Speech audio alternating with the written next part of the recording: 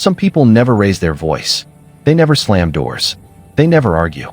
If you look at them from the outside, you might think they are calm, kind, easy to live with. But inside, there is a storm that never ends. This is the story of someone like that. Her name is Mira. Mira grew up in a small town where peace was praised more than truth, where children were told, "Don't talk back. Don't cause trouble. Be the good one." So Mira learned early that silence felt safer than honesty. When her parents argued, she stayed quiet. When her brother took the last piece of food, she smiled and said she wasn't hungry. When she was hurt, she swallowed it. Not because she was weak, but because she was afraid of losing love. As she grew older, this habit grew with her. At school, teachers loved her. She never complained. She never challenged. She never said no. Friends described her as sweet, understanding, so easygoing. But no one noticed how often Mira went home with a heavy chest and a tired smile. Because people who avoid conflict don't look broken. They look fine. That's the hidden part. When Mira entered adulthood, the pattern continued. At work, she agreed to extra tasks, even when she was exhausted. She said it's okay when it wasn't. When her ideas were ignored in meetings, she stayed quiet. She told herself, it's not worth it. But inside, something slowly cracked. Every swallowed word became a weight. Every unspoken boundary became a wound. At night, Mira replayed conversations in her head. She imagined what she should have said, what she could have said. But the moment passed. It always passed. This is how internal suffering begins. Not with loud pain, but with quiet erasure. People like Mira don't avoid conflict because they don't care. They avoid it because they care too much. They fear rejection. They fear anger. They fear being seen as difficult. So they trade truth for temporary peace. And that trade comes at a cost. Slowly, they lose touch with their own needs. They stop asking, what do I want? They start asking, what will keep everyone else calm?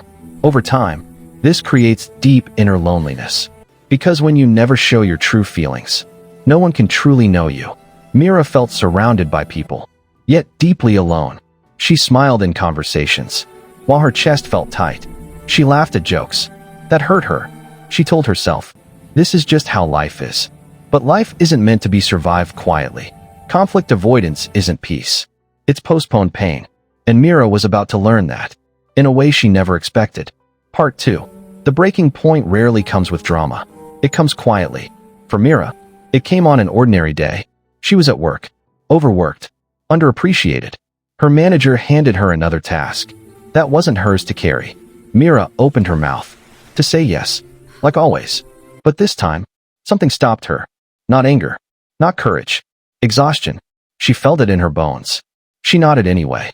That night, she sat alone in her room, lights off, phone untouched, and for the first time in years, she cried.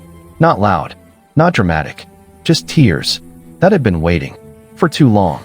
She realized something painful. She wasn't tired because of work. She was tired of disappearing. Conflict-avoidant people suffer silently because they believe their needs are dangerous. Somewhere along the way, Mira learned that speaking up meant losing safety. This belief didn't come from nowhere. It often comes from childhood, from homes where emotions were punished, from environments where disagreement led to withdrawal, from moments where honesty was met with anger.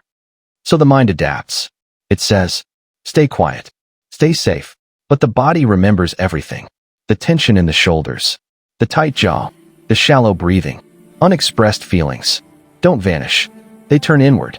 They become anxiety, resentment, chronic sadness. Mira noticed she was often irritated. For no clear reason.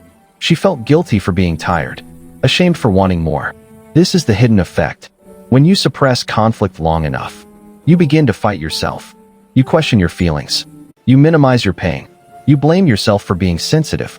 Mira told herself, others have it worse. I shouldn't complain. But pain doesn't disappear, because someone else hurts too. One evening, Mira met an older woman at a bus stop. They started talking. Nothing deep at first. Then the woman said something simple. You look like someone who carries too much quietly. That sentence cracked something open. Mira didn't explain everything. She didn't need to. The woman smiled gently and said, peace without honesty is not peace. It's fear wearing a calm face. Those words stayed with Mira. She realized, She wasn't avoiding conflict. She was avoiding abandonment. And that fear was shaping her entire life. Conflict-avoidant people often believe that love is conditional, that they must be agreeable to be accepted, so they become experts at reading moods, at adjusting themselves, at shrinking. But the cost is high. They lose their voice, their identity, their sense of self. Mira began to see it clearly. Every time she said yes, when she meant no, she abandoned herself. And self-abandonment hurts deeply. Healing didn't happen overnight. It started small. Mira practiced saying, "I need time to think." She practiced pausing, breathing. The first time she expressed disagreement, her hands shook. Her voice trembled. But something surprising happened. The world didn't collapse. Some people were uncomfortable. Some conversations were awkward. But Mira felt lighter. Because for the first time, her outside matched her inside. Conflict didn't destroy her. Silence had been doing that all along. Part 3. Learning to face conflict is not about becoming aggressive. It's about becoming honest. Mira didn't turn into someone loud or harsh. She became someone real. She started choosing truth over approval. And something unexpected happened. The right people stayed. The ones who only loved her silence slowly faded. And that was painful, but also freeing. Conflict-avoidant people often fear that boundaries push people away. But boundaries don't repel healthy people. They reveal unhealthy ones. Mira learned that discomfort is not danger, that expressing feelings is not selfish, that her voice deserved space. She still felt fear sometimes, still hesitated. Healing isn't erasing fear. It's acting despite it. Mira noticed changes. Her body felt lighter. Her sleep improved. Her resentment softened. Because when emotions move outward, they don't rot inside. This is the hidden truth. People who avoid conflict aren't weak. They are deeply empathetic, highly aware, emotionally intelligent. But without balance, these strengths turn inward. The goal isn't confrontation. It's connection with self. Mira began asking herself simple questions. What do I feel right now? What do I need? What am I afraid of losing? These questions became anchors. Slowly, she rebuilt trust with herself. And when you stop betraying yourself, your inner suffering begins to ease. Mira's life didn't become perfect, but it became honest. And honesty brings peace. That silence never could. Emotional lessons that should stay with you. Some people aren't peaceful. They are just afraid of being abandoned. Silence doesn't heal pain. It hides it.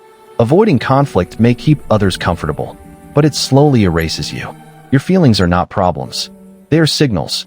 Boundaries don't destroy love. They protect it. You don't need to be loud to be brave. You need to be honest. The world doesn't need your silence. It needs your truth. And the moment you choose yourself, even gently, your suffering begins to loosen its grip. Don't forget to subscribe, like, and share this video with someone else.